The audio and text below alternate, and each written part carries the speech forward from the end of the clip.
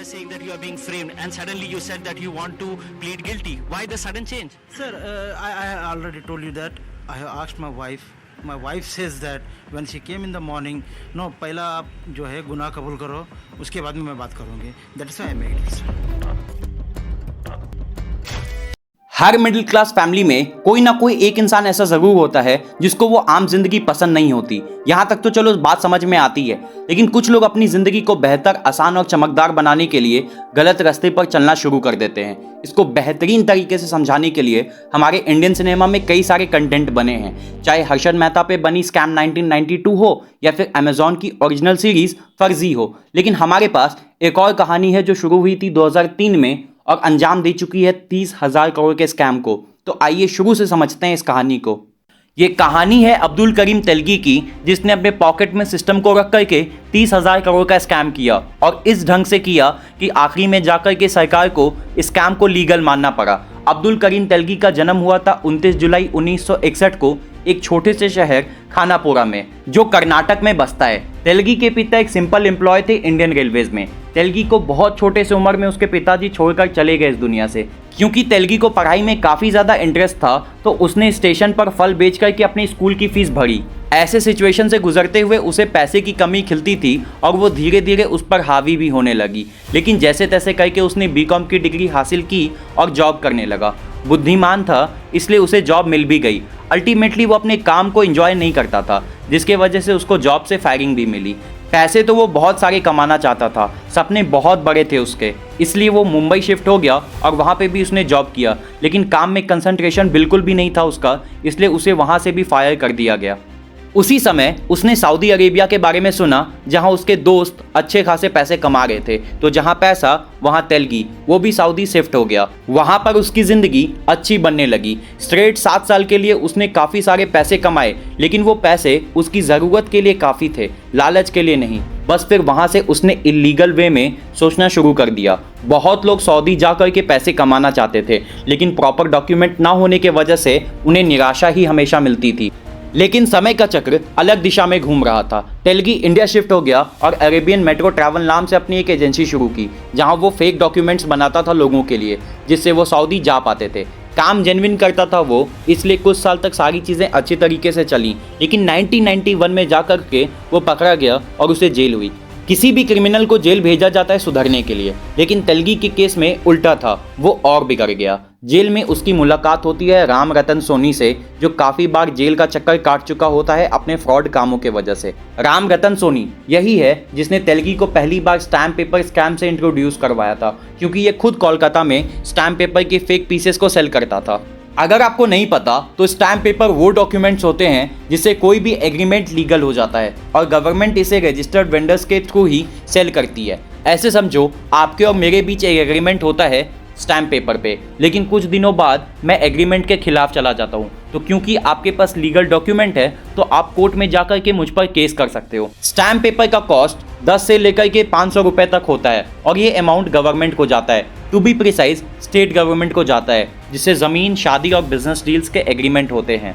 खैर, जेल से निकलने के बाद तेलगी और राम रतन सोनी मिलकर के फेक स्टैम्प पेपर्स का काम शुरू करते हैं. लेकिन यहाँ पर दोनों के बीच में बनती नहीं है और लड़ाई हो जाती है. लेकिन इसमें तेलगी अपना फ्यूचर देख चुका था, क्योंकि स्टैम्प पेपर का शॉर्टेज चल रहा था मार्केट में, तो तेलगी को बिजनेस अपॉर्चुनिटी दिखी. कुछ गवर्नमेंट ऑफिशियल के मदद से तेलगी ने स्टैम्प पेपर बेचने का लाइसेंस हासिल कर लिया और इसके बाद इंडियन सिक्योरिटी प्रिंटिंग प्रेस के ऑक्शन में ज़्यादा वैल्यू लगा करके पुराने और खराब प्रिंटिंग मशीन को खरीद लिया उसने, ताकि वो जेन्युइन लगे.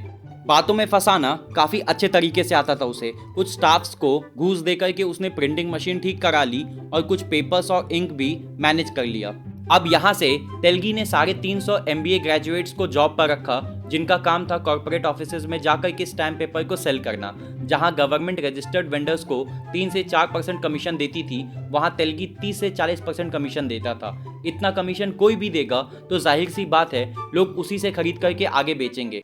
इतने बड़े स्कैम को पॉसिबल बनाने के लिए पुलिस ऑफिसर्स गवर्नमेंट ऑफिशियल को घूस देना पड़ता है, लेकिन नहीं, तेलगी ने उन्हें मुंह बंद रखने के लिए मंथली सैलरी पे ही रख लिया था, जिसमें महाराष्ट्र के बड़े पॉलिटिशियंस पुलिस ऑफिसर्स, ब्यूरोक्रेट्स और अंडरवर्ल्ड के कई सारे लोग शामिल थे।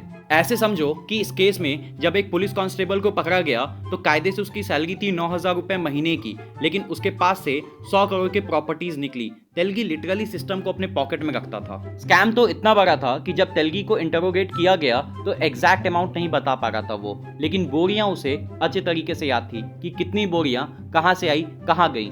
हाल तो इतना बेहाल था कि तेलगी एक तरन्नुम खान नाम की बार डांसर से प्यार करता था और उसके साथ रात गुजारने के लिए उसने 90 लाख रुपए डांस बार में बैठ करके उसके ऊपर उड़ा डाले।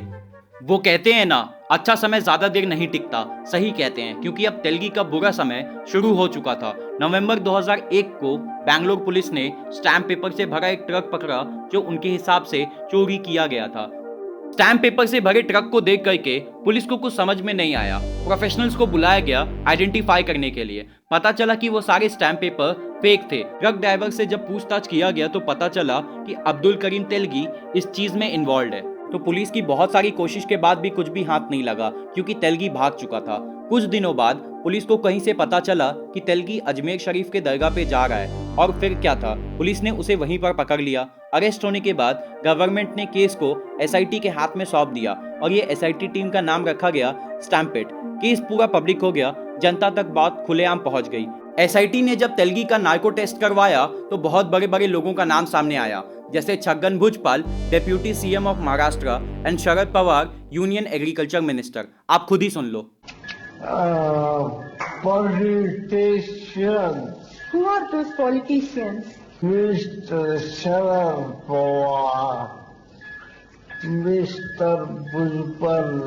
एसआईटी ने कुल टोटल 54 लोगों को अरेस्ट किया, जिसमें से 2 एमएलए भी थे। फिर एसआईटी के एक हेड और इंपॉर्टेंट ऑफिसर की डेथ हो जाती है और केस चला जाता है सीबीआई के हाथ में। सीबीआई की इन्वेस्टिगेशन से बहुत सारी चीजें बाहर निकल कर आती है, जैसे कि तेलगी के पास 120 बैंक अकाउंट्स थे। 70 से ज्यादा शहरों में वो फेक स्टैम्प्स का इलीगल बिजनेस कर रहा था। उसके नाम पर 36 प्रॉपर्टीज रजिस्टर्ड थी। उसके पास से 20,000 करोड़ के स्टैम्प पेपर्स पाए गए, लेकिन रिपोर्ट्स कहते हैं कि ये स्कैम 1 लाख करोड़ से भी ज्यादा का था।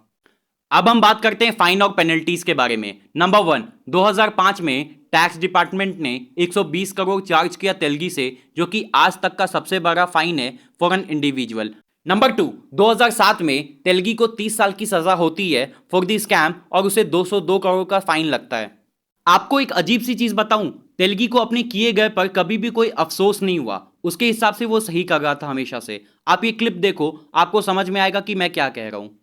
Sir, as far as this business, this has come from long way. It has come from the British time.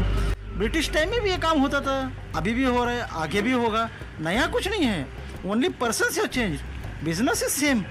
इतनी सारी चीजें होने के बाद एक और घटना घटी। पुलिस कस्टडी में ही तेलगी को एड्स हो गया और डायबिटीज का पेशेंट तो वो कई सारे सालों से था। हाइपरटेंशन और मल्टीपल ऑर्गन फेलियर की वजह से 23 अक्टूबर 2017 में उसकी डेथ हो जाती है विक्टोरिया मेमोरियल हॉस्पिटल में, जो कि बैंगलोर में है।